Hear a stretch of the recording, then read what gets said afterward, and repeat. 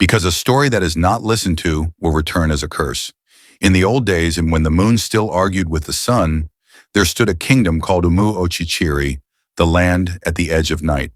It was a place of red earth and tall iroko trees, where drums spoke before mouths did, and ancestors walked close enough to smell the living.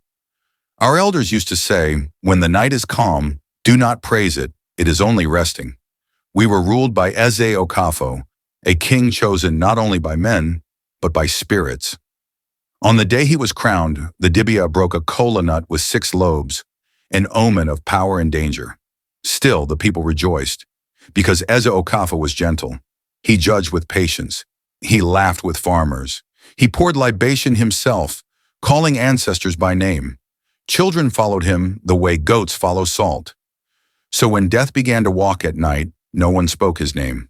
At first it was one person, then another, always after the evening meal, always before the cock crowed. No blood, no struggle, just bodies found cold, eyes wide, mouths open as if calling a name that never answered. The elders said it was a mosu. The priests said the ancestors were angry. The king said, lock your doors, light your fires, dawn will come. And we obeyed. But the night grew heavier. Darkness began to sit with us, like a visitor who refused to leave. Even the moon avoided us, hiding behind clouds like a child afraid of punishment. Then the whispers began, low, careful, dangerous. The king is the one killing us in the dark. In Igbo land, words have legs. Once they start walking, you cannot stop them. I heard it from my grandmother, Nika, the oldest woman in our compound. Her back was bent like a question mark. Her eyes were blind, but her spirit still saw clearly. One night, as the oil lamp flickered, she held my wrist and said, promise me something, my child. I said, what is it, Ninny? She leaned close, her breath smelling of herbs and age. Never trust a man who does not cast a shadow at noon. I laughed nervously. Everyone casts a shadow. She shook her head. Not those who have already given theirs away. I did not understand. Soon I would. I was a candle maker, shaping beeswax and palm oil into light. In a land where darkness had begun to eat people, my work became important. The palace sent for me often. Make them burn longer, the king ordered. Make them brighter. Night is no longer our friend. It was during these visits that I noticed something strange. The king did not like being alone with darkness. When the lamps dimmed, his fingers twitched. His eyes, brown by day, shone like a leopard caught in firelight. One evening he asked softly, do you fear the dark? I answered, only when it knows my name. He smiled, but his shadow smiled slower. Then my sister disappeared. Her name was Ifunanya, love. She sold ground nuts by the road and sang as she worked, her voice rising and falling like prayer. That night her song stopped. No scream, no struggle, just silence that felt too complete. We searched, we cried, we poured libation. Nothing answered. I went to the elders. They shook their heads. I went to the priests. They burned incense until the air choked. Finally, I went to the king. He listened without interrupting, then placed his hand on mine. The night takes what it wants, he said gently, but balance will return. His hand was cold. That night, sleep refused me. The wind called my name. My feet carried me where my mind did not want to go, toward the old part of the palace, where servants were forbidden after sunset. My candle flame bent forward, as if bowing to something unseen.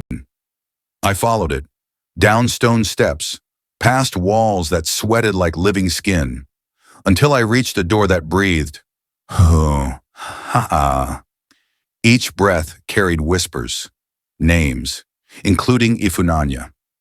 My hands shook as I pushed the door open. What lay beneath the palace was not a shrine. It was a feeding ground.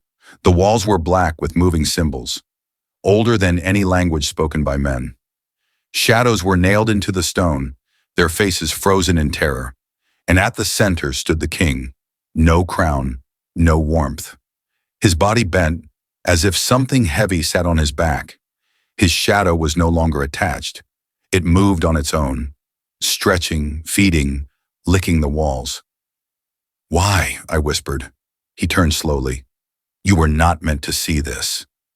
I screamed my sister's name. The shadow laughed.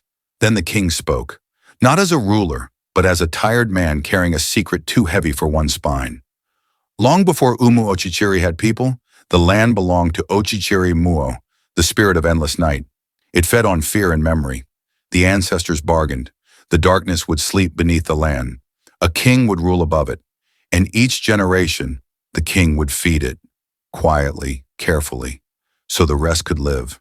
"The crown," he said, "is not gold. It is a chain." I fell to my knees. "You killed my sister." Tears ran down his face. "Yes." The shadow pulsed, hungry. "If I stop," he whispered, "it will not take one at a time. It will take everyone." That was when I understood my grandmother's warning. The king did not fear the dark. He was married to it. I remembered another proverb. "When evil eats from one bowl for too long, break the bowl." I dropped my candle. Fire touched shadow. The ground screamed like a wounded animal. The cymbals cracked.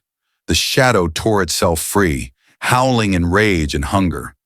Above us, the palace split. Drums began to beat on their own. The ancestors stirred.